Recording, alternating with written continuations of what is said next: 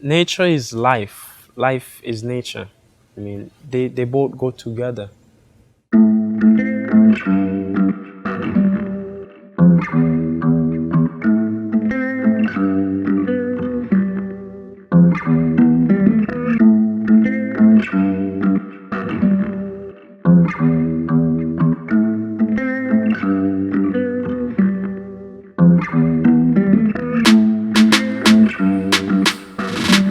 My name is Rod Lewis and I am a grassman.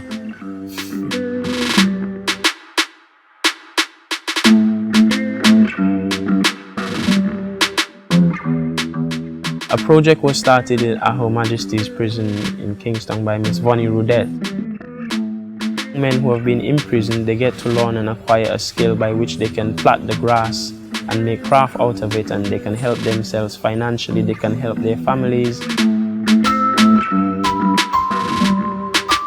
Today is the beginning of a new project for us, which is linked with the grass programme that you're all involved in.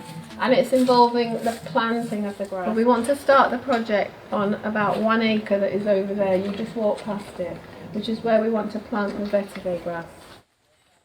Whoever feels motivated to work with this project will be able to teach other people in the community how to work with the vetiver grass for land conservation. I could remember when we first got there to the land in Penniston, I was like, wow, there's a lot of work to do here.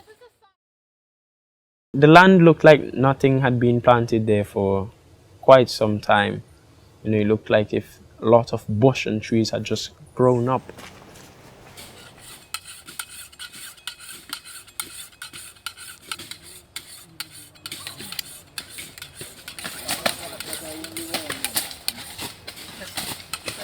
We had to chop down some trees and some plants and stuff so that we can start planting the vetiver grass.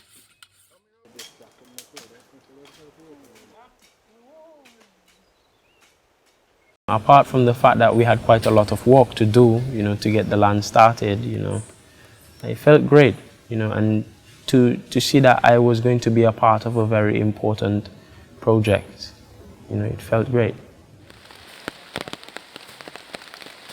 When you're a grassman, there are certain things that you have in you, and after you've acquired, you know, certain skills in the grass program. We had really wanted to get the nursery started. So even though it was raining, we had decided, yo, we have to get this done.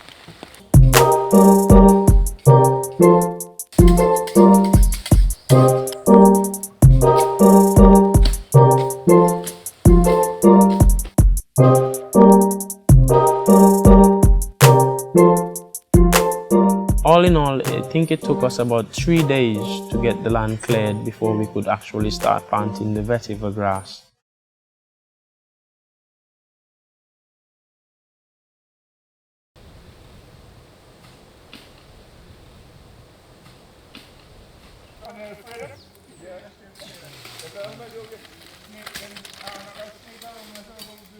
There were 3 processes by which we had planted the grass. We had planted some in some grow bags, we had planted out some in a kind of grid frame like, and then we had planted some, the majority actually, in contours. The ones for the grow bags, a coal pit was recently born in the area there, so we had actually took that soil, you know, it was very rich in minerals, and we had put that into the grow bags and planted out some of the shoots in that. Check this, guys. Once it's got 3, yes, you know them ain't gonna go in the bag. Then we'll go in the soil by itself because it will spread. Yeah. Just the small ones we're putting in the bag. Yeah, we will have to refill this, you know. So we have to use. So this is one. So something like that. Even this, watch this. You see some of this old stuff can come off. Okay, you 3 guys here. We're going to plant out some rows. Some of the other shoots there that are slightly bigger than what they're put in. To go in the soil. And we're going to put them in the soil. We planted some of the shoots on a grid frame. That we can just cut through to cover the weeds. The plants that we had planted in the grid frame, we had used some weed blockers. We had lined them out. I think it was a square foot each. We had planted them apart.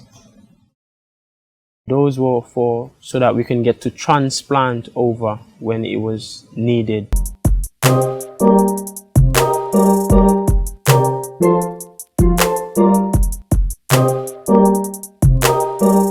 The reason for actually using that particular piece of land as an example to plant the vetiver grass is because the land had sunken quite a lot. The lands surrounding it, I mean, they were much higher up, and due to lots of rainfall and erosion, that part of the land had sunken. A couple of generations ago, the farmers were the ones that took this grass from Georgetown, where they had it on the edges of the sugarcane fields. And the farmers recognised the ability of the grass to hold up the soil.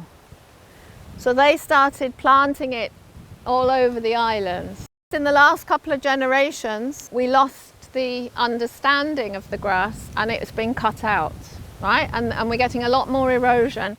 Today we want to map out some contours and start to plant all this going down this way, okay? And in order to do that, we've got a special, very simple, what we call an A-frame.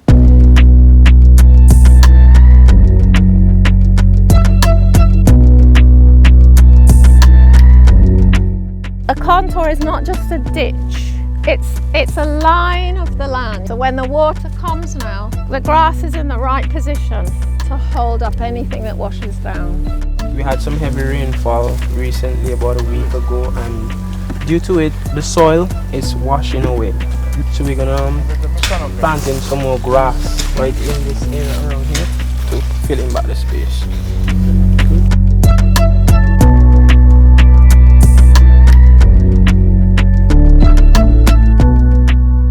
The grass grows in a very, what I would say, peculiar way. The roots go straight down. They grow to, say, 10 feet sometimes. They spread off when they start to grow, and that basically helps to keep the topsoil intact. The ones that we had planted in contour lines, the roots would actually meet together and they would create a form of like a retaining wall, you know, a wall of root that just goes across in your land, and it just helps to strengthen the land, you know. So even though heavy rains do fall and the soil washes down, then it doesn't go anywhere because the vetiver grass is there to help to hold it up.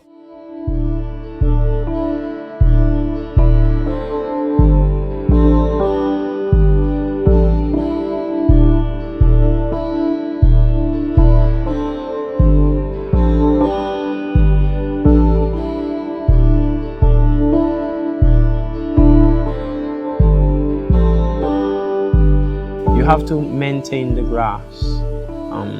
After you've planted it, then you have to make sure that the surrounding is kept clean in order for it to grow.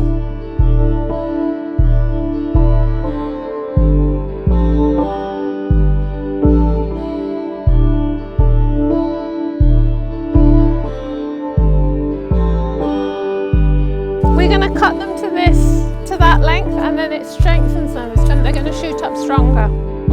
This process now, it's only for a certain amount of time until the grass actually it's matured, and then it takes care of itself.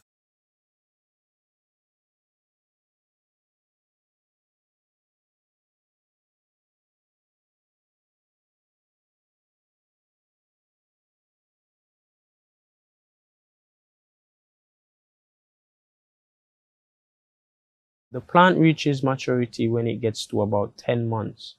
But this vetiver grass that we had planted in Penniston, it matured in about 6 to 7 months. Due to the fact that the land wasn't planted, anything wasn't planted for a while, the soil was rich, you know, so the vetiver grass actually took to the soil, and it started off, it shooted up very quickly.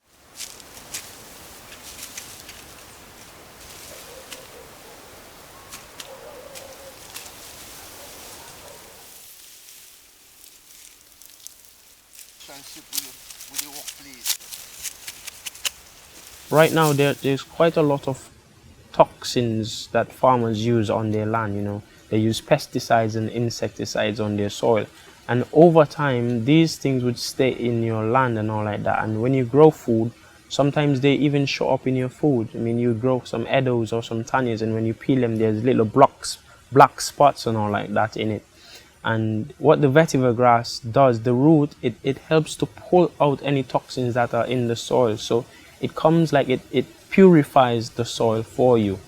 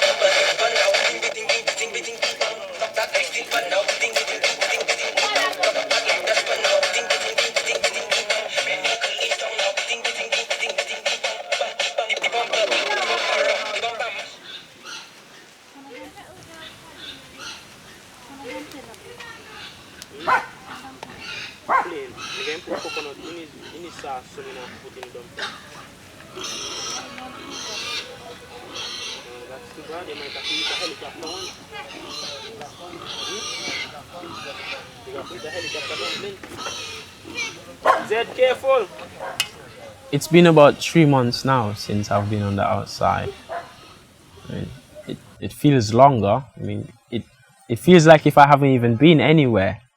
When I came out, I came to this land that belongs to my grandfather and I started planting food. I noticed that because it's sloping, when the heavy rains fall, certain parts of the land just washes away, you know. So as I had told Vonnie before I came out, I had told her that I would apply the use of the knowledge that I got from the vetiver program, and I would use the grass on this piece of land to help to maintain it. Right, here are some shoots fresh from the nursery at Vincentian. Miss Roudette is like a second mother to me. You know, I went to prison and I met her in the grass project, and I'd say that she helped me to get my life on track. You know, she's done it for me, and I know she's done it for other young men like myself and all like that.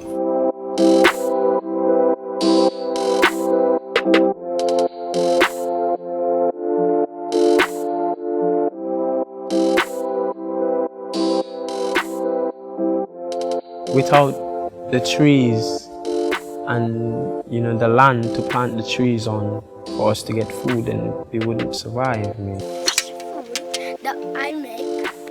You make that? I make.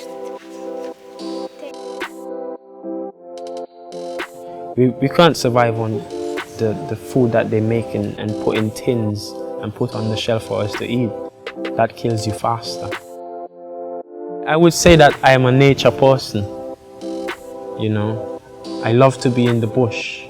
It makes me feel at one, you know, at peace.